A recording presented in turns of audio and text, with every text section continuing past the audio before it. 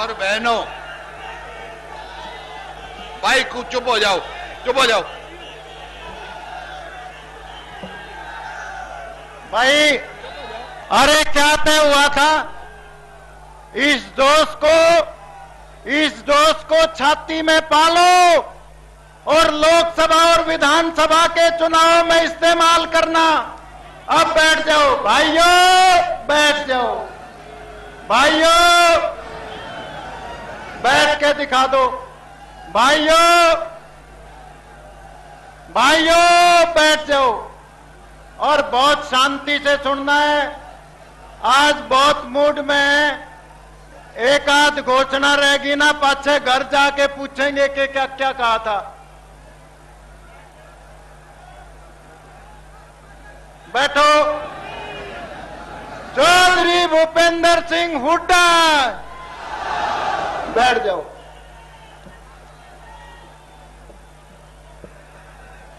सभी मेरे भाइयों और बहनों, सबको मेरी राम राम, सत श्री अकाल, सलाम अलैकुम। सभी मेरे बुजुर्गों, नौजवान साथियों और अखिल भारतीय कांग्रेस कमेटी के महामंत्री, हमारे साथी और एक प्रमुख स्वतंत्रता सेनानी के सपुत्र डॉक्टर शकील अहमद जी, हरियाणा प्रदेश कांग्रेस कमेटी के अध्यक्ष माननीय फूलचंद मौलाना जी, सभी सांसदगण, मेरे साथी मंत्रीगण, विधायकगण, पूर्व सांसदगण, पूर्व विधायकगण व स्टेज पर बैठे सभी नेतागण व हरियाणा के कोने कोने से आए हुए मेरे बुजुर्गों, नौजवान साथियों, मेरी माताओं और बहनों, पत्रकार बंधुओं, आज जो सबसे पहले तो ये जो रैली में जो मेरे भाई बहन सब आए हैं हरियाणा के कोने कोने से, मैं उनका आभार व्यक्त करता हूं, धन्यवाद करता हूं और साथ ही उन कार्यकर्ताओं का और साथियों का धन्यवाद करता हूं जिनने रात दिन मेहनत करके एक हरियाणा में ही नहीं, मेरे को आज मेरी उम्र 67 साल के करीब हो गई। मैंने अपने पिता की भी राजनीति देखी और बहुत बड़ी बड़ी रैलियां देखी हैं, लेकिन मैं ईमानदारी से कहता हूं इतनी बड़ी रैली मैंने कभी अपनी जिंदगी में नहीं देखी। इस बात के लिए मैं आप सबका आभार व्यक्त करता हूं। आप सबको मालूम है, मेरे को मालूम है आप में बड़ा भारी जोश है, लेकिन मेरा आपसे निवेदन है कि आप कृपया आराम से एक एक बात सुने, एक एक बात का मायना समझें और ये जोश अपने दिल और छाती में रखें। ये जोश आप दिखाना जब चुनाव हो, जब आपने दिखाना है जोश। आज जो है कृपया करके शांति से सुने। आप सबको मालूम है कि हरियाणा में 2005 से पहले क्या परिस्थिति, कैसी सरकारें थी, कैसे क्या था, मैं उस बात की ज्यादा चर्चा नहीं करना चाहता। लेकिन 2005 में हरियाणा की राजनीति ने करवट बदली, देश की राजनीति ने भी करवट बदली और हरियाणा में कांग्रेस पार्टी की सरकार बनी। मैं आभारी हूं श्रीमती सोनिया गांधी का और मेरे विधायक साथियों का और आप सबका, हरियाणा की जनता का, कि 2005 में मेरे को मौका दिया हरियाणा की सेवा करने का। और जिस दिन मैं मुख्यमंत्री बना, मैंने एक बात कही थी कि मैं मुख्यमंत्री तो संवैधानिक मेरा ये पोस्ट है, लेकिन मैं तो हरियाणा का प्रथम सेवक, मुख्य सेवक बन के काम करूंगा। और मैंने प्रयास किया और आज हर आदमी समझता है कि मैंने 2005 से लेकर आज तक राजनीति का मायना बदला है। कैसे जो हरियाणा में राजनीति होती थी बदले की भावना से, मैंने बदले की भावना से राजनीति नहीं करी। एक भी व्यक्ति हरियाणा में यह नहीं कह सकता कि मेरा विरोधी है कि वे मेरे को कोई झूठे केस में मुकदमा करा को बदले की भावना करी। मैंने रैलियों से थैलियां गायब कर दी। कोई किसी रैली में थैली दिखा तुमने? व्यापारी, मेरे व्यापारी भाई हैं, कर्मचारी हैं, उनसे बिगाड़ लेना खत्म कर दिया। नहीं तो उनसे बिगाड़ लिया जाती थी, रैली हो थैली हो। इसी प्रकार से, और किसी की जमीन या प्लॉट पर कब्जा नहीं किया। अपराधियों को राजनीतिक जो है संरक्षण नहीं दिया। जिस प्रकार का पहले राजनीतिक माहौल था आपको मालूम है, और हर वर्ग, समाज के हर वर्ग के लिए कल्याणकारी नीति बनाई। बच्चों से लेकर बुजुर्गों तक, जवान तक, व्यापारियों की, कर्मचारियों की, शहरियों की, किसान की, मजदूर की, बैकवर्ड क्लास की, शेड्यूल कास्ट की, हर वर्ग की अलग अलग नीतियां बनाई। क्यों? क्योंकि मैं एक ऐसे दल से आता हूं, कांग्रेस पार्टी से, ऐसे परिवार से जिसने आजादी की लड़ाई लड़ी। हमारे को मालूम है कि आजादी कितनी कुर्बानियों से मिली। महात्मा गांधी के नेतृत्व में जब आजादी की लड़ाई लड़ी जा रही थी तो क्या सपना था उन स्वतंत्रता सेनानियों का? उनका सपना था कि हमारा देश आजाद हो, हमारे देश में कोई भूखा ना रहे, हमारे देश में कोई वस्त्र के ना रहे, बगैर वस्त्र के ना रहे, हमारे देश में कोई बगैर छत के ना रहे, क्योंकि बहुत गरीबी पे झुलस रहा था हमारा। और हरियाणा देश के लोगों ने कांग्रेस पार्टी के साथ दिया। महात्मा गांधी के नेतृत्व में देश आजाद हुआ और पंडित जवाहरलाल नेहरू प्रधानमंत्री बने, और इस देश की जो है मजबूत नींव पंडित जवाहरलाल नेहरू ने रखी।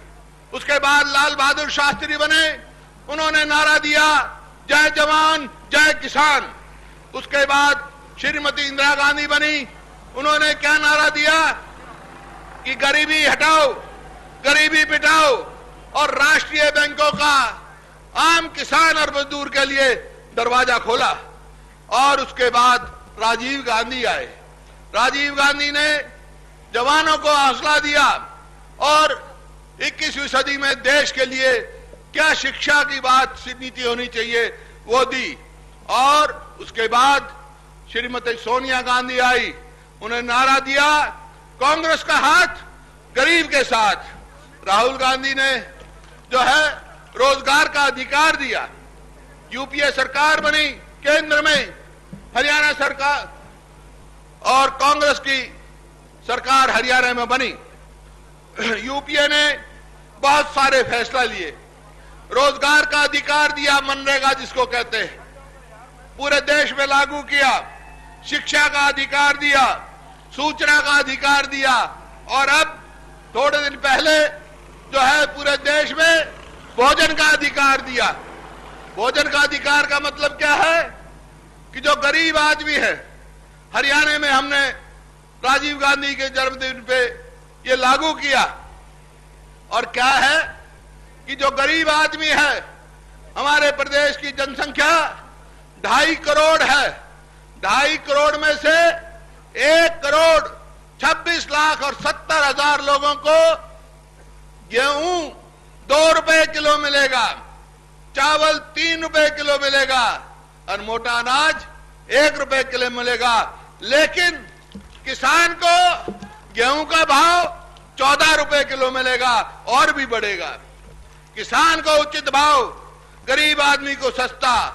और हरियाणा ने जो 12,84,000 हमारे बीपीएल परिवार हैं, हरियाणा ने अपनी एक दाल रोटी के नाम से स्कीम चलाई कि 12,84,000 परिवार, उनको 2.5 किलो दाल 20 रुपए के हिसाब से प्रति माह उन परिवारों को दिया जाएगा, ताकि दाल रोटी उनकी चले। ये आपके सामने है। मैंने कहा हर वर्ग के लिए हमने भलाई के लिए, हर वर्ग के हित में हमने फैसले लिए।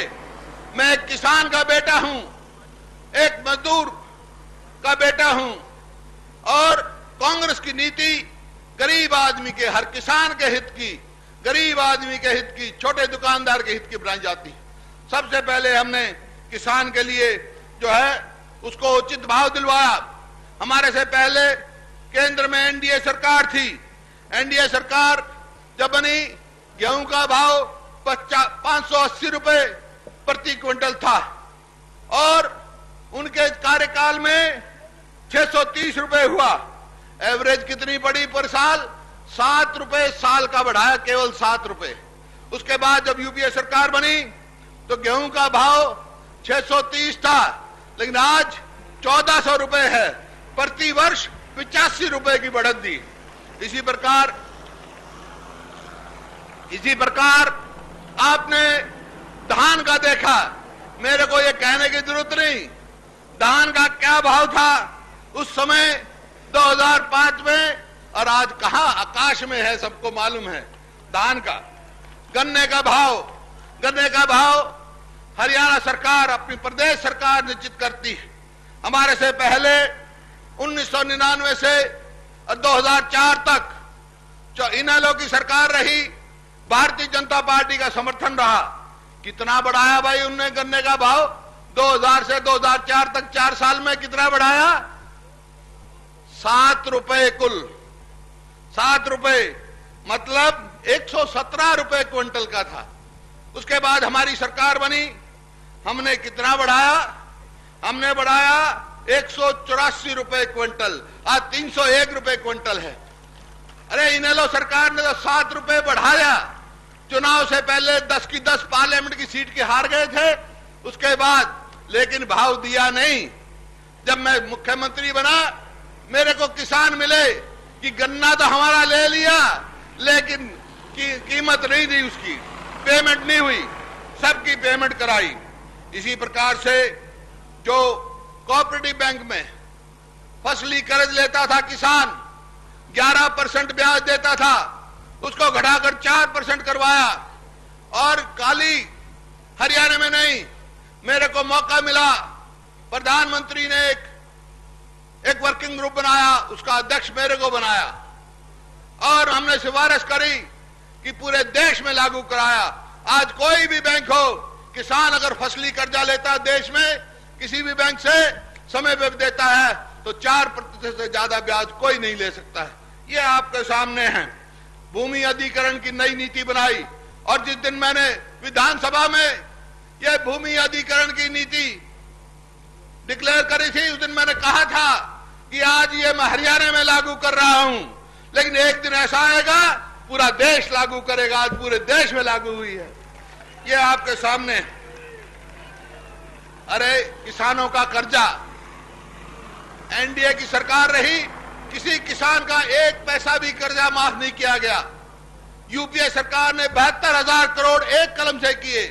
हरियाणा में 2,138 करोड़ का किसान को लाभ होया, 7 लाख किसानों को। और कोऑपरेटिव बैंक के भी हमने 471 करोड़ रुपए के जो है कर्जा और ब्याज माफ किया। ये आपके सामने है। जो काले कानून थे वो खत्म किए। लेकिन जहां तक सवाल है, और बहुत कुछ करना है। मैं यहां पे नहीं रुकता हूं कि आज समय है, आज पूरा देश का किसान जागरूक है और हरियाणा के किसान की ओर देख रहा है, क्योंकि हरियाणा और पंजाब 2 प्रदेशों के किसान देश के पेट पाल रहे हैं। मेरे को एक वर्किंग ग्रुप का प्रधानमंत्री जी ने और सोनिया जी ने अध्यक्ष बनाया। उन्होंने कहा कि भाई किसान की आमदनी स्थायी कैसे हो सकती है। ब्याज घटवाया हमने, और एक और सिफारिश कर रखी है। जैसे आज आपने अपनी ताकत दिखाई है, अगर ये ताकत आपकी संगठित हो तो मैं आपकी लड़ाई चंडीगढ़ और दिल्ली में बैठकर और ज्यादा मजबूती से लड़ सकता हूं। क्योंकि जो सिफारिश करी है हमने सिफारिश करी है, एक मिनट बैठ जाओ भाई, एक मिनट बीच में मत बोलो, बीच में मत बोलो, बीच में मत बोलो कृपया। बीच में मेरा हाथ जोड़ के निवेदन, आराम से सुनो भाई। क्योंकि जो हमने सिफारिश करी है, ये कहा है अपनी कमेटी की रिपोर्ट में कि हिंदुस्तान में किसान की स्थायी आमदनी जब ही हो सकती है। आज एमएसपी मिलती है, अच्छा भाव मिल रहा है हमारे को, लेकिन बीच में कभी खाद की कीमत बढ़ जाती है, कभी डीजल की बढ़ जाती है। मैंने कहा हमारी सिफारिश है, हिंदुस्तान में स्थायी कीमत जब भी हो सकती है, कोई भी किसान कोई भी फसल बोए उसकी लागत जमा 50% उसको मुनाफा दे दिया जाए तो उसकी स्थायी आमदनी होगी। इस बात की लड़ाई हमने आवाज आपकी वहां उठानी है। और गन्ने का भाव पूरे हिंदुस्तान में सबसे ज्यादा आज हरियाणा में है, और एक भी किसान पूरे हरियाणा में कोई उठ के मेरे को ये नहीं कह सकता कि मेरी पेमेंट बकाया है। यूपी में 2500 करोड़ आज तक पेमेंट वहां की बाकी है। आपके सामने देखा। फिर गरीब आदमी के लिए जो शेड्यूल कास्ट हैं, बैकवर्ड क्लास हैं, उनके बच्चों के लिए हमने वजीफा दिया। हरियाणा पूरे देश में नहीं, पूरी दुनिया में ऐसा प्रदेश है जहां गरीब आदमी के बच्चे को, मेरा छोटा सा हरियाणा है, 20 लाख बच्चों को 75 रुपए से लेकर 600 रुपए महीने तक वजीफा देता हूं मैं, और दुनिया में कहीं ये स्कीम नहीं है। प्लॉट मकान बनाने के लिए 3,82,000 प्लॉट दिए हमने शेड्यूल कास्ट को, बैकवर्ड क्लास को। ये भी बात ठीक है। अब क्या कहते हैं एक आधा भाई, भी प्लॉट तो दिए लेकिन अभी बहुत सबको नहीं दिए, बहुत रह गए। ठीक बात है, मैं कब कहता हूं सबको दिए मैंने, लेकिन मेरा प्रयास है। 3,82,000 प्लॉट दे चुके हैं, और जहां भी होगा जिसका हक बनता है उसको देने का पूरा प्रयास करेंगे।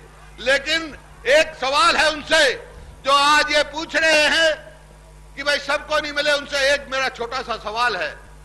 भाई ठीक बात है, सबको नहीं मिले, मैंने दिए हैं, किसी का खोसिया तो नहीं भाई।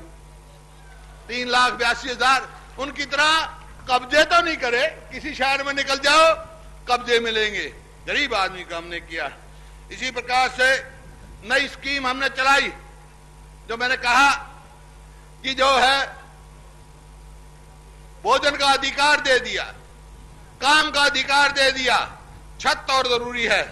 हरियाणा ने फैसला किया है कि गांव में गरीब आदमी को 2 लाख मकान 2 साल के अंदर अंदर हम बना के देंगे, और 1.5 लाख शहरों में देंगे गरीब आदमियों को मकान हम बनाकर देंगे। ये आपके सामने है। शिक्षा, जब तक हम शिक्षित नहीं होंगे आगे प्रगति नहीं कर सकते। मैं जाता हूं दुनिया में, मैं आज ये कहता हूं, और जो मैं देखता हूं कि विकास सब जगह होगा, लेकिन दुनिया में आगे कौन जाएगा? आगे वो समाज जाएगा, वो इलाका जाएगा, वो प्रदेश जाएगा, वो देश जाएगा जो शिक्षा में आगे जाएगा। तो इस वास्ते मेरा सबसे निवेदन है, मेरे बुजुर्ग मेरे भाई बैठे हैं, बच्चों को शिक्षित करो। और उनको शिक्षित करने के लिए हमने हरियाणा का ऐसा नींव रख दिया है, आने वाले 5-7 साल में राष्ट्रीय स्तर का नहीं, अंतरराष्ट्रीय स्तर का शिक्षा का हब बनने जा रहा है हरियाणा। आप देख लो, पंचकुला से लेकर पंचकुला, निफ्टम, कुरुक्षेत्र में institute, national institute of design, Karnal में मेडिकल कॉलेज, सोनीपत में महिला यूनिवर्सिटी, दूसरी university Rajiv Gandhi education city, Faridabad में यूनिवर्सिटी, गुड़गांव में यूनिवर्सिटी, रिवाड़ी में यूनिवर्सिटी, महेंद्रगढ़ में यूनिवर्सिटी, आप कहीं भी देखें, रोहतक में यूनिवर्सिटी, आपके कहीं भी जाएं, हिसार में यूनिवर्सिटी। इस प्रकार से पूरे प्रदेश में शिक्षा का हब बनाने का काम हमने किया है। 1966 में हरियाणा बना। ये मैं कुछ मोटी मोटी बात बता रहा हूं आपको। 1966 में हरियाणा बना। 1966 से लेकर 2005 तक केवल एक रेलवे लाइन बनी, और 2005 से लेकर आज तक 6 रेलवे लाइन हमने मंजूर कराई। एक चालू हो गई रिवाड़ी से रोहतक, दूसरी आपके सामने ये चल रहा है, इस पे काम सोनीपत से जींद वाया गोहाना। इस प्रकार से 6 रेलवे लाइन यहां पर हमने मंजूर कराई। गुड़गांव को मेट्रो से जोड़ा, फरीदाबाद को मेट्रो से जोड़ा, बादरगढ़ जो है मेट्रो से जुड़ रहा है। अब कुंडली का नंबर है, अब कुंडली भी कभी हम जोड़ेंगे। इसी प्रकार से बिजली का, बिजली एक ऐसा मुद्दा है क्योंकि बिजली विकास की धुरी है। बिजली पे सरकारें बनती थी, बिगड़ती थी। भाई ईमानदारी से बताओ, 66 से लेकर 2005 तक कुल एक कारखाना लगा और 2005 से लेकर अब तक हमने 4 कारखाने लगाए हैं। और बिजली की समस्या बिल्कुल जड़ से उखाड़ के फेंकेंगे हम। ये आपके सामने है। आर्थिक स्थिति के बारे में मौलाना साहब ने आपको बता दिया कि आज प्रति व्यक्ति आय हो, प्रति व्यक्ति निवेश हो, या आपका प्लान्ड बजट का प्रति व्यक्ति खर्चा हो, खेल हो, कृषि उत्पादन हो, सब में आज हरियाणा नंबर 1 पर है। ये बातें आपके सामने हैं। लेकिन आज सब इकट्ठा हुआ है हरियाणा, कुछ राजनीति की भी बात कर ले। ये तो विकास की करी भाई, राजनीति की तो बात यह है कि आपको मालूम है आज से कोई 10-11 साल पहले मैं एक दुर्घटना में फंस गया था। मैं यूपी में जा रहा था, हरिद्वार में गंगा में गिर गया। 8 घंटे ठंडे पानी में रहा, कोई मेरी उम्मीद नहीं थी और मैंने सबको अलविदा कह के नीचे चला गया था। लेकिन भगवान की देन थी कि एक पीछे से पेड़ आया, शायद भगवान ने भेज दिया होगा, उस पर मैं बैठ गया, लेट गया उस पर। और जब गंगा के किनारे बच के निकला, जब मैंने एक संकल्प लिया था, मैं कहा हे भगवान, हो सकता है अब से पहले मेरे से कोई गलती हो गई, लेकिन आज आपने जिंदगी बख्शी है मेरे को नई। जब तक मेरे सांस में सांस रहेगा, बिना लोभ, बिना लालच, मैं हरियाणा के लोगों की सेवा करूंगा।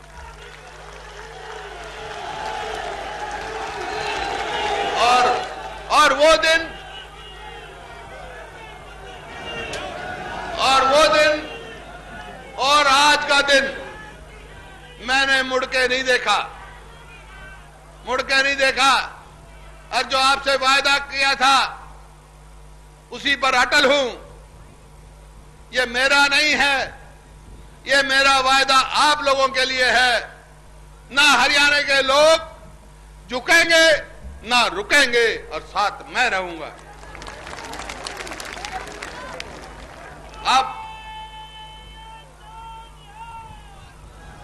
अब एक नई राजनीति शुरू हुई है हरियाणा में। क्या नई तो नहीं है, पुरानी है, क्योंकि यहां विभिन्न राजनीतिक दल गठबंधन करते हैं। गठबंधन लोगों के लिए नहीं, अपने स्वार्थ के लिए करते हैं, अपने स्वार्थ के लिए करते हैं। आज क्या तमाशा देख रहे हो भाई? एक भारतीय जनता पार्टी है, उसके साथ क्या बन रही है, वो फैसला ही नहीं कर पा रही, इधर जाऊं मैं या उधर जाऊं मैं, किधर जाऊं मैं। कभी रेवाड़ी पहुंच जाते हैं, कभी कुरुक्षेत्र उसमें पहुंच जाते हैं। क्या कहेंगे? गठबंधन। अरे गठबंधन किस चीज का भाई? गठबंधन तो देख लिया। इस भारतीय जनता पार्टी ने पहले गठबंधन करा देवीलाल के साथ, किया था चौधरी देवीलाल के साथ, तोड़ा। फिर किया चौधरी बंसीलाल के साथ, तोड़ा। ईव कर रहे किसके साथ? चौधरी भजनलाल के लड़के के साथ। अरे किसका पार उतारेंगे ये भारतीय जनता पार्टी? किसी का पार नहीं उतारेंगे, ये किसी का पार उतारने वाले नहीं। मेरे को याद है, मैं बहुत कदर करता हूं स्वर्गीय चौधरी चरण सिंह की। उन्होंने कहा मेरे को, मैंने सुना है, मेरे कान में गूंजते हैं उनके लफ्ज। उन्हें कहा मेरे को कि बेटा, ये भारतीय जनता पार्टी कभी भी किसान और मजदूर की हितैषी पार्टी नहीं हो सकती है। आज ये किसानों के सब भलाई की बात करते हैं। आपने देखा अभी क्या है, पीछे एक वहां कुरुक्षेत्र में आया, गठबंधन की बात कही। किसने कही?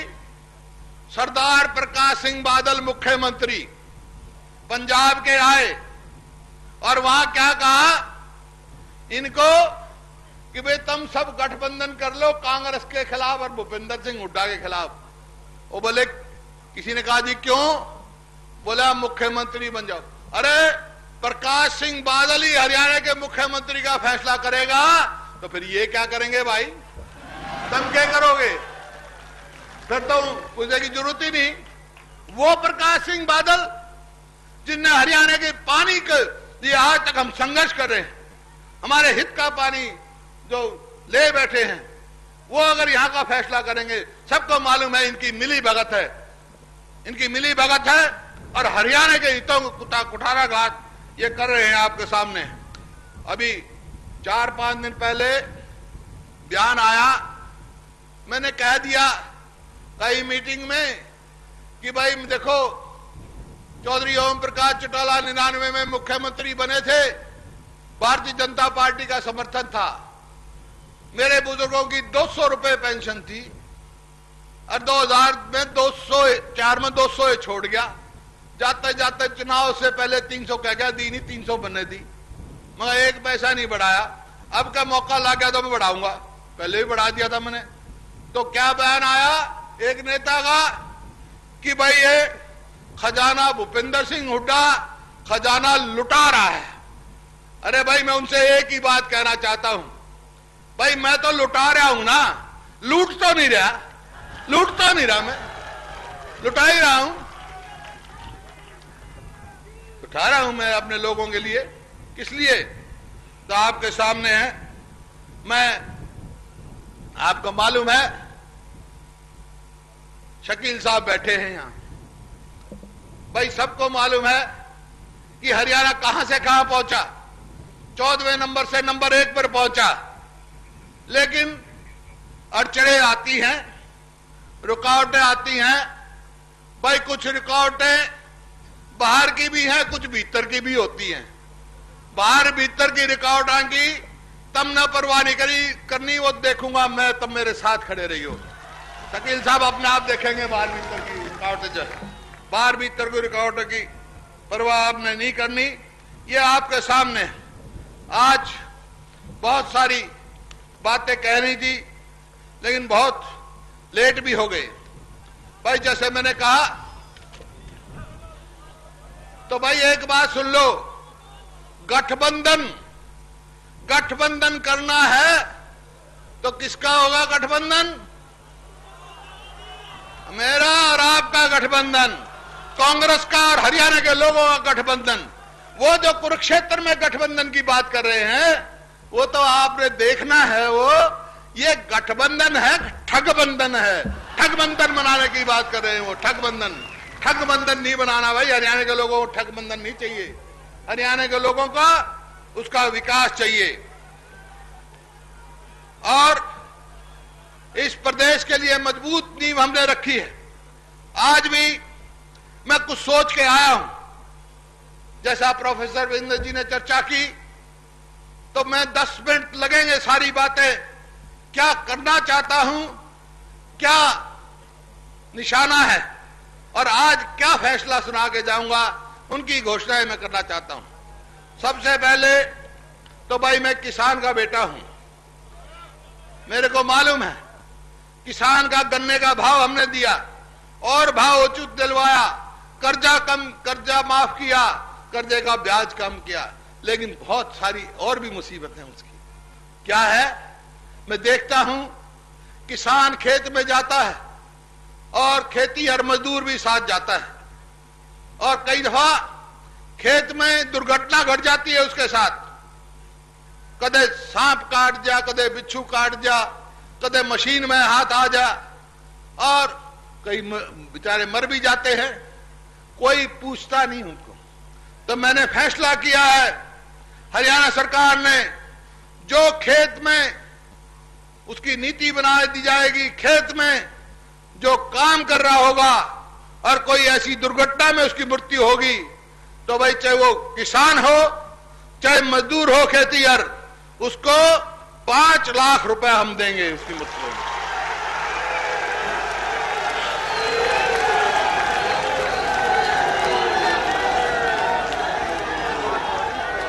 अभी तो शुरुआत है, बैठ जाओ, शुरुआत है, बैठ जाओ।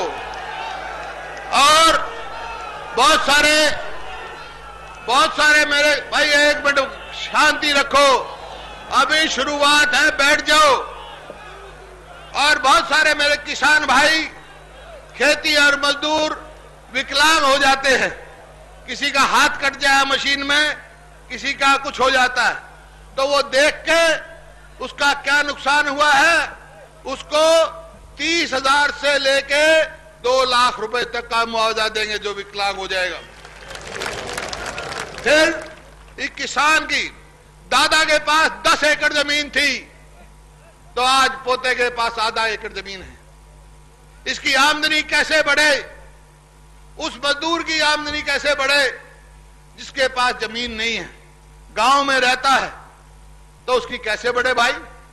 उसकी बढ़ेगी पशु पालेगा, भैंस पालेगा, गाय पालेगा। हमने यूनिवर्सिटी भी बनाई, लेकिन कई दफा क्या देखा, यहां आपके गोहाना में भी एक गांव में हुआ इसी प्रकार से, एक सुनाना में हुआ। मेरे पास खबर आई कि क्या हुआ भाई, बोला एक किसान था, उसके पास 3 भैंस थी और दुधारू भैंस थी, दूध देती थी, उसके बच्चों को दूध मिलता था, आमदनी थी, लेकिन वो एक किसी बीमारी में मर गई। वो रोता मेरे पास आया, मैंने उसी दिन ठानी कि भाई ये कहां से वो करेगा, तो हमने फैसला किया है कोई दुधारू पशु किसान का या पशुपालक का गांव में, चाहे मजदूर का, जो भी दुधारू पशु होगा, वो इस प्रकार से अगर उसकी मृत्यु हो जाएगी तो भाई उस किसान को या पशुपालक को जो है हम उसका आंक कर 20,000 रुपए से लेकर 50,000 रुपए भैंस का देंगे, ताकि उसका दूसरी भैंस ले ले और काम चले। इसी प्रकार से हरियाणा का कोऑपरेटिव बैंक है। कोऑपरेटिव बैंक में किसान ने कर्जा लिया होता है, शॉर्ट टर्म लोन कहते हैं इसको, फसली कर्ज भी है और कई भाई लंबी अवधि के लिए भी लेते हैं। तो कई भाइयों ने मेरे को कहा कि भाई उस पर ब्याज बहुत हो गया, कर्जा हम वापस देना चाहते हैं ताकि और ले सके। तो पहले तो हमने एक बार किया था, लेकिन अब भी आज हमने फैसला किया है कोऑपरेटिव बैंक का एक मुश्त जो समाधान निकलेगा कि जो भी लोनी अपना पैसा जमा कराएगा भाई उसका 50% ब्याज माफ कर दिया जाएगा, उसका कुछ नहीं मिलेगा। दूसरी बात, अभी देखा मैंने, कई बार देखता हूं, किसान फसल बोता है, गेहूं लगाता है, बाढ़ आ जाती है, ओले पड़ जाते हैं, पाला पड़ जाता है और खराब हो जाता है। किसान अपने खेत के किनारे पर खड़ा खड़ा रोता है कि मेरी इतनी मेहनत बेकार हो गई, क्या होगा। तो हमने आज भी पूरे हिंदुस्तान में जो ऐसे बाढ़ से और इससे नुकसान होता है फसल का, आज भी हिंदुस्तान में सबसे ज्यादा हम देते हैं, कितना, 5,500 रुपए किले का। लेकिन हमने फैसला किया है कि आगे से ये 10,000 रुपए किला हम उसका मुआवजा देंगे। फिर गरीब आदमी है, लेबर काम करते हैं, बहुत सारे मिनिमम वेजेस जिसको एक्ट कहते हैं, मिनिमम वेजेस, न्यूनतम जो आमदनी है उसको आज हरियाणा में वो 5,342 रुपए प्रति माह है। कोई भी अगर फैक्ट्री में लगाएगा तो भाई 5,342 से कम नहीं दे सकता, न्यूनतम ये मिनिमम वेज है। और आज महंगाई बढ़ रही है, तो हमने फैसला किया है कि जो मजदूर का, लेबर का मिनिमम वेज जो है वहां पर 5,342 की जगह 8100 रुपए महीने का होगा। यही बात जो किसान के साथ है वो मजदूर के साथ भी है। फैक्ट्री में, उद्योग में, और जो अनऑर्गेनाइज्ड सेक्टर है, असंगठित कार्य क्षेत्र है, उनके लिए भी एक नई स्कीम हमने शुरू की है। मुख्यमंत्री श्रमिक सामाजिक सुरक्षा योजना के अंतर्गत उसमें भी कोई अगर अपने कार्यस्थल पर कार्य करते हुए किसी मजदूर की अगर मृत्यु हो जाएगी तो उसको भी हम 5 लाख रुपए का मुआवजा देंगे, ताकि इस प्रकार से हो। फिर भाई शेड्यूल कास्ट हैं, बैकवर्ड क्लास है, गरीब आदमी हैं, उनके लिए बहुत हमने काम किए। और लेकिन मैंने देखा, अफसरों से पूछा, मैंने कहा भाई जो ये नौकरी है, सरकारी नौकरी, उनमें कितना बैकलॉग है। उन्होंने कहा कि शेड्यूल कास्ट का 8,781 नौकरियां और बैकवर्ड क्लास का 6,260, इसका मतलब हो गया 15,000 नौकरियां शेड्यूल कास्ट और बैकवर्ड की बाकी हैं। तो मैंने कहा, फैसला कर दिया कि 1 साल के अंदर अंदर ये 15,041 नौकरी हम शेड्यूल कास्ट और बैकवर्ड क्लास को देंगे, ताकि वो आगे बढ़े। फिर मैं गांव में जाता हूं, किसान तो अपनी चौपाल बना लेता है, लेकिन गरीब आदमी है जो शेड्यूल कास्ट है, बैकवर्ड क्लास से है, शहर में भी मैं कहीं जाता हूं, वो देखते हैं एक ही बात आती है कि भाई हमारी चौपाल की मरम्मत करा दो। कोई कहेगा हमारी चौपाल है ही नहीं, चौपाल बनवा दो। तो हमने फैसला किया है, मुख्यमंत्री अनुसूचित जाति एवं पिछड़ा वर्ग चौपाल योजना हम चलाएंगे और 1 साल के अंदर अंदर 8,000 चौपाल, शहर हो गांव है, उन चौपालों की मरम्मत और नई जहां बनाने पड़ेगी नई बनाएंगे। 400 करोड़ रुपए का बजट मैंने पास किया उनका, 400 करोड़ रुपए का। इसी प्रकार से जो ये निगम बना रखे हैं शेड्यूल कास्ट और बैकवर्ड क्लासेस के, उन्होंने उनसे ले रखा है लोगों ने कर्जा, छोटे छोटे कर्जे। तो उन्होंने कहा कि भाई हमारा भी स्कीम लाओ। तो मैंने एक मुश्त समाधान उनका निकालने का फैसला किया है, जो अपने पैसे जमा करा देगा, ब्याज सारा मुफ्त उनका, ताकि उनको 1,64,000 व्यक्तियों को इससे लाभ होगा। और जो रोज रोज की शिकायतबाजी है, तकलीफ आदमी है शेड्यूल कास्ट को, उनके लिए स्पेशल सेल हमने थाने से लेकर एसपी दफ्तर तक, जिले स्तर से लेकर राज्य स्तर तक बनाने का फैसला किया। स्पेशल सेल बनाएंगे ताकि उन्हें सुरक्षित रहें। और आपको याद होगा, हरियाणा पहला प्रदेश है, गांव में कोई सफाई कर्मचारी नहीं था। 11,000 सफाई कर्मचारी एक कलम से हमने लगाए थे और उनकी तनख्वाह कितनी है? 4,848 रुपए। क्यों? कम से मिनिमम वेज था ये। तो भाई क्योंकि हमने न्यूनतम जो है रेट बढ़ा दिया, मजदूरी बढ़ा दी है, तो 4,848 की बजाय जो चाहे शहर में कमेटियों में सफाई कर्मचारी है, चाहे गांव में है, सबको 8100 रुपए प्रति माह मिलेंगे गरीब आदमी को। इसी प्रकार से शहरों में मैं जाता हूं। हाँ, और एक और बात मैंने देखी कि शहरों में क्या करते हैं, ठेकेदारी प्रथा चला रखी है। ठेकेदार ले लेगा और सफाई कर्मचारी को थोड़े पैसे देगा। तो मैंने आदेश दिए हैं कि 1 जनवरी से ये ठेकेदारी प्रथा मैं हरियाणा में नहीं चलने दूंगा। हाँ, म्युनिसिपल कमेटी में। इसी प्रकार से जब मैं शहरों में जाता हूं तो भाई क्या है, ये रेडी और फड़ी, ये छोटे छोटे बेचारे गुजारा करने के लिए कहीं रेडी खड़ा कर देगा तो एक सिपाही आएगा, डंडा लगाएगा, चल भाग यहां से। एक कोई कहीं आगे जाएगा, उसको तंग करेगा। तो उनकी भी मैंने ध्यान किया है। उनके लिए भी हम कानून बनाने जा रहे हैं, उनका पहचान पत्र बनाएंगे और उनके हितों के लिए भी जो भी होगा व्यवस्था करेंगे।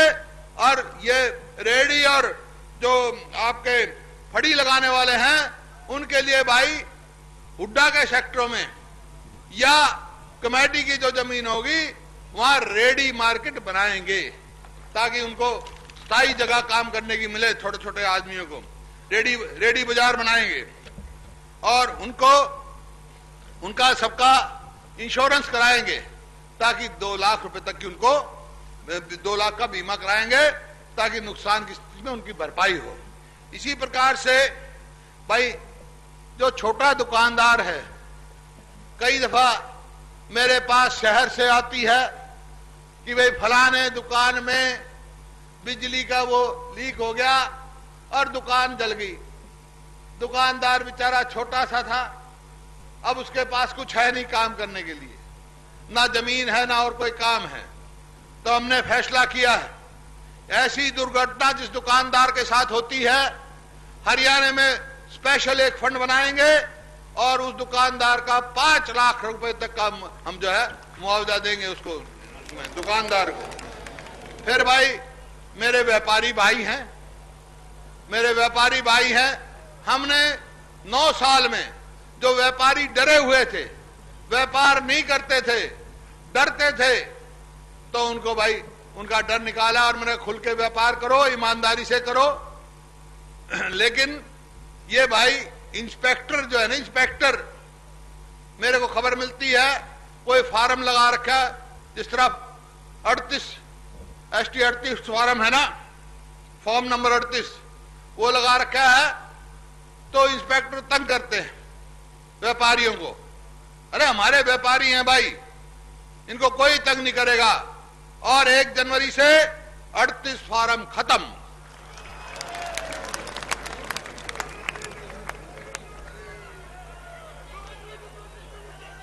फिर शहरों में ये अनऑथोराइज्ड कॉलोनी कहते हैं, बहुत सारी तो हमने उसके लिए संघर्ष किया, कोर्टों में लड़ाई लड़ी और वो जीत गए।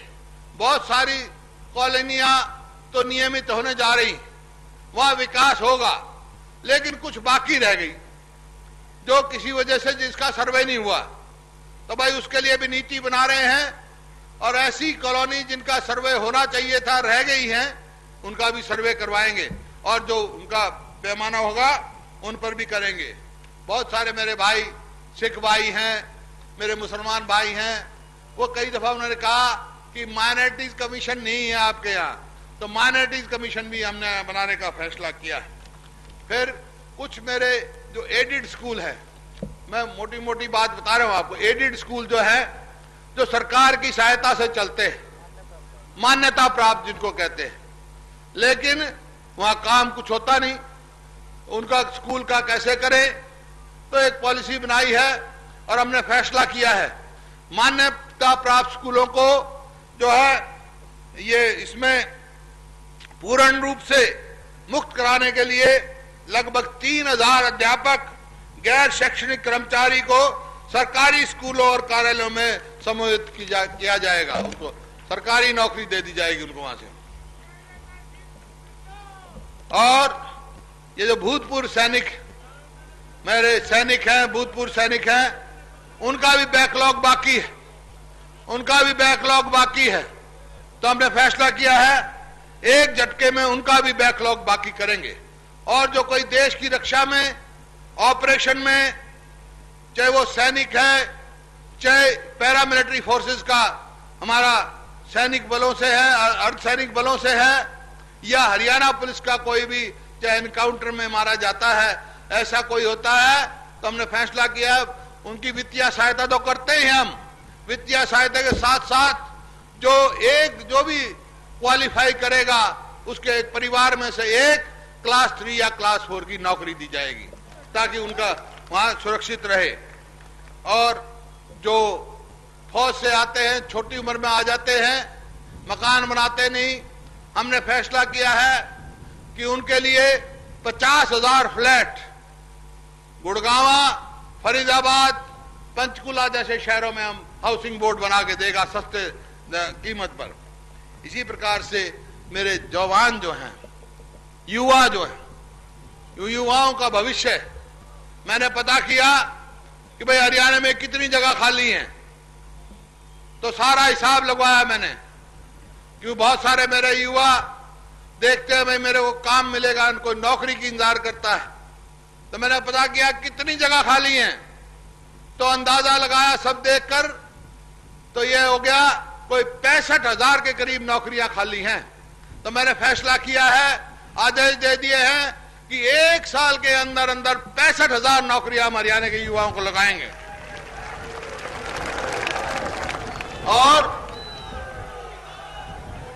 और भविष्य देखो, जो युवा साथी हैं, नौजवान हैं, वो हमारा भविष्य है, वो कल है हमारा। वो उन्होंने बागडोर उनके हाथ में आनी है, बागडोर आनी है। तो मैं ये शकील साहब बैठे हैं, पुरजोर सिफारिश करता हूं और इन लोगों की तरफ से करता हूं कि अब चुनाव होंगे शकील साहब असेंबली के, तो 50% जो टिकट है युवाओं को दी जाए हमारे में, ताकि वो अपना भविष्य का निर्णय खुद कर सके। फिर एक मैं देखता हूं भाई, मैं देखता हूं, ऐसे नहीं करो भाई, बैठ जाओ। मैं देखता हूं कि गरीब आदमी है या किसान है, मजदूर है या आम आदमी भी है, उसको इलाज की दिक्कत होती है। हमने फ्री इलाज करने की कुछ दवाइयां शुरू करी, लेकिन अब पूर्ण रूप से हमने फैसला किया है कि मुख्यमंत्री मुफ्त इलाज योजना के नाम से हम जो है उसके अंतर्गत 300 करोड़ रुपए लगाकर 600 प्रकार की दवाइयां और टेस्ट, मेडिकल कॉलेज हो चाहे सरकारी अस्पताल हो, उसमें मुफ्त काम करेंगे ताकि सबको इलाज पूरा मिल सके। फिर भाई एक छोटा जो वो है आपका लंबरदार है, चौकीदार है बेचारे। नंबरदार भाई, ये सारी गुलाबी फौज है मेरी, तो नंबरदार भी एक सैनिक है हमारे। नंबरदारों को पहले कुछ नहीं मिलता था, हमने दिए भाई, करते करते 1100 रुपए महीना के मिलते हैं। सम्मान की बात है ये। तो भाई आज फैसला किया हमने 1100 की बजाय 1500 रुपए उनको देंगे हम नंबरदारों को। और भाई चौकीदारों को जो पहले कुछ भी नहीं मिलता था, उनको बहुत कम मिलता था, ये 42,000 के करीब है, 400 रुपए मिलते थे। तो मैंने करते करते 2,500 किए। लेकिन आज क्योंकि चौकीदार कोई बात होती है, सबसे पहला चौकीदार ने देखा हम गांव में, तो आज मैंने फैसला किया है कि भाई 2,500 की बजाय भी 3,500 रुपए हम चौकीदार को देंगे और सुविधा के अलावा। फिर भाई ये मेरी बहनें बैठी हैं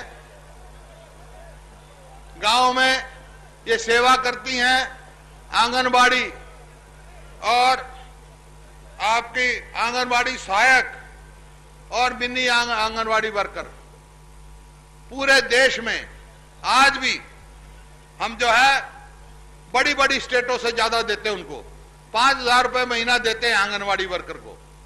केंद्र की स्कीम है, उनका थोड़ा मिलता है, फिर हरियाणा अपनी सरकार पैसा लगाती है, 5,000 रुपए करती है। तो उनका फैसला किया है आंगनबाड़ी वर्कर का हमने 5,000 से बढ़ाकर 7,500 रुपए महीना देंगे। और जो आंगनबाड़ी सहायक हैं उनका 2,500 से बढ़ाकर 3,500 रुपए करेंगे। और मिनी आंगनबाड़ी वर्कर हैं जो ये हैं, उनको 3,250 रुपए मिलते हैं, 3,250 रुपए उनका बढ़ाकर 4,000 रुपए प्रति माह करेंगे। इसी प्रकार मिड डे मील योजना में काम करने वाली जो कुक कम हेल्पर हैं, उनको 1,150 मिलता है, उनको भाई 2,500 रुपए महीना देंगे जो खाना बनाती हैं। और आंगनवाड़ी वर्कर एवं सहायक को मिलने वाला ये मानदेय देश में सबसे ज्यादा है, हरियाणा में सबसे ज्यादा देते हैं। और मेरी बच्चियां देखो, बेटियों को पढ़ाओ, बेटियों को नहीं पढ़ाओगे। एक लड़की पढ़ती है तो 2 परिवारों में शिक्षा जाती है, जिसमें पैदा हुई उसमें और जिसमें ब्याह के जाती है। तो भाई बहुत सारी मेरी बेटियां, मेरी बहन स्कूल में जाती है, कोई कॉलेज में जाती है, बस जो है बस उनका महीने का कुछ किराया लेती है। हमने फैसला किया है जो भी मेरी बेटी भाई पढ़ने जाएगी, स्कूल में जाए, कॉलेज में जाए, हरियाणा रोड इधर दूसरी बसों में उसका किराया नहीं लगेगा, परमिट बन जाएगा।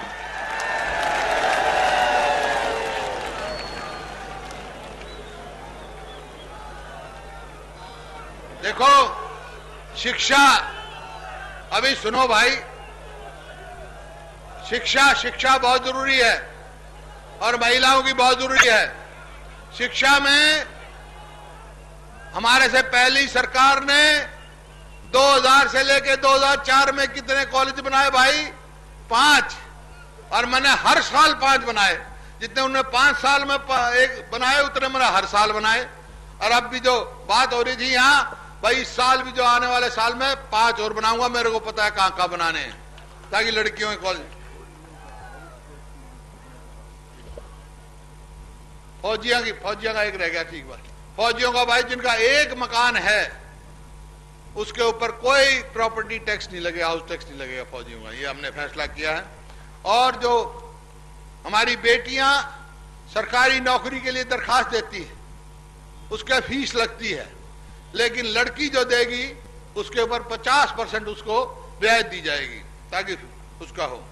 फिर भाई फिर एक कर्मचारी हैं भाई, मेरे कर्मचारी हैं क्लास 3 और 4, जिसको CND कहते हैं। ये 3 लाख के करीब हैं, 3 लाख। और 7वां जो है पे कमीशन बैठ गया, वेतन आयोग 7वां बैठ गया। उसकी तो रिपोर्ट आएगी, पता नहीं 6 महीने में आए, साल में आए, मैं कह नहीं सकता हूं। इतना उसकी रिपोर्ट आए, जितने CND 3री और 4थी श्रेणी के मेरे कर्मचारी हैं, सबको 2000 रुपए प्रति माह इंटरम रिलीफ देंगे हम। और जो एक मेरे भाई पुलिस वाले हैं, बात सुनो भाई, पुलिस वाले हैं, वो बेचारे ड्यूटी देते हैं, पुलिस वाले ड्यूटी देते हैं, उनकी तो 24 घंटे की ड्यूटी हो जाए। ये 2000 तो उनको मिलेंगे इंटरम रिलीफ। इसके साथ साथ 2000 ये और 24 घंटे ड्यूटी देने के लिए 5000 रुपए महीना और मिलेंगे। 7000 रुपए की बढ़ोतरी दूंगा पुलिस वालों को।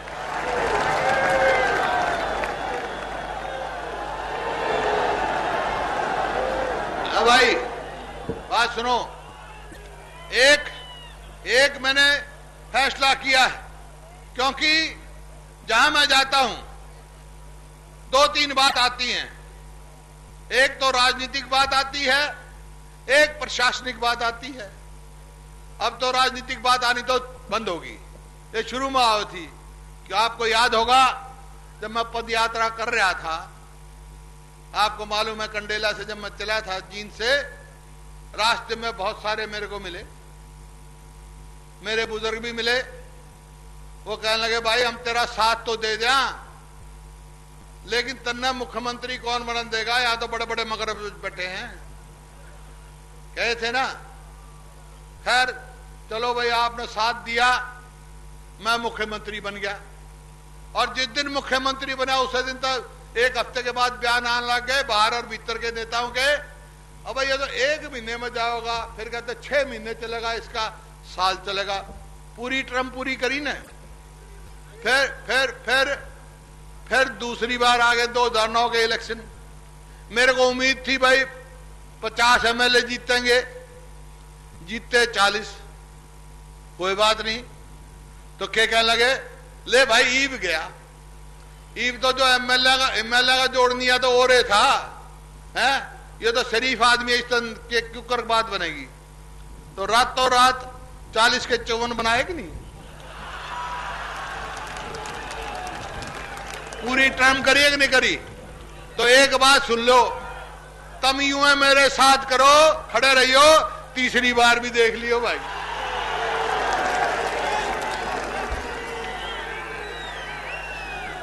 ये है। और प्रशासनिक बात सुनो। अरे अभी ठहर जाओ भाई, ठहर जाओ। अरे पूरा नहीं होया, अभी बैठ जाओ 2 मिनट, असली तो 5 मिनट ठहर जाओ भाई, 5 मिनट।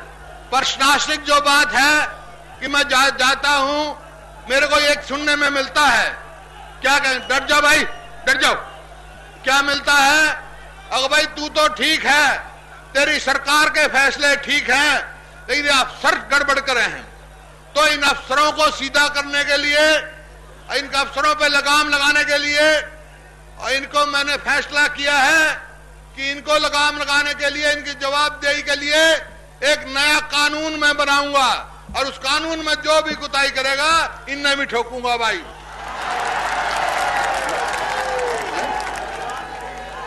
जवाबदेही कानून, जवाब देना पड़ेगा इनको जो काम नहीं करेंगे, जवाबदेही कानून बनाऊंगा। और आप भाई सुन लो मेरी बात, सबसे ज्यादा सम्मान मैं किसका करता हूं? मेरे बुजुर्ग हैं जिनके आशीर्वाद से हूं, है भाई। और फिर दुखिया कौन है? विधवा है। और भाई फिर और लाचार कौन है? वो विकलांग है।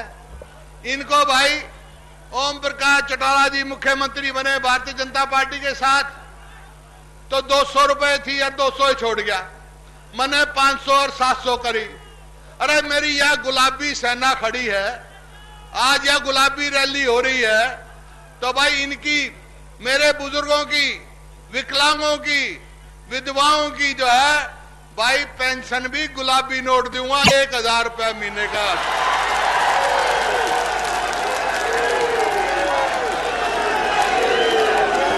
और भाई एक बात सुनो भाई, ये गोहाना में आया हूं, सवाल आया मेरे को कि भाई गोहाना है क्यों? गोहाना तो भाई हरियाणा के बीच में है, और मेरे परिवार का मेरा विशेष लगाव इससे है, गोहाना से।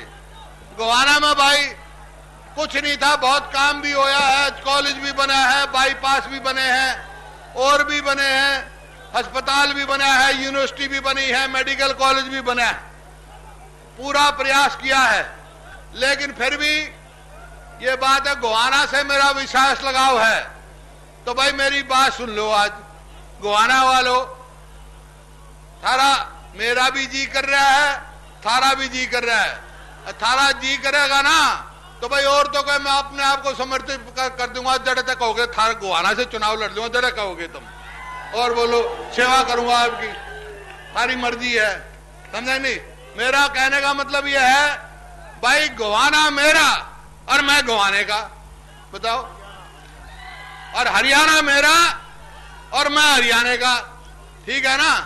तो एक काम, एक फैसला कर जाओ आज, एक फैसला कर जाओ, एक फैसला कर जाओ, हाथ खड़े करके एक फैसला कर जाना। क्या?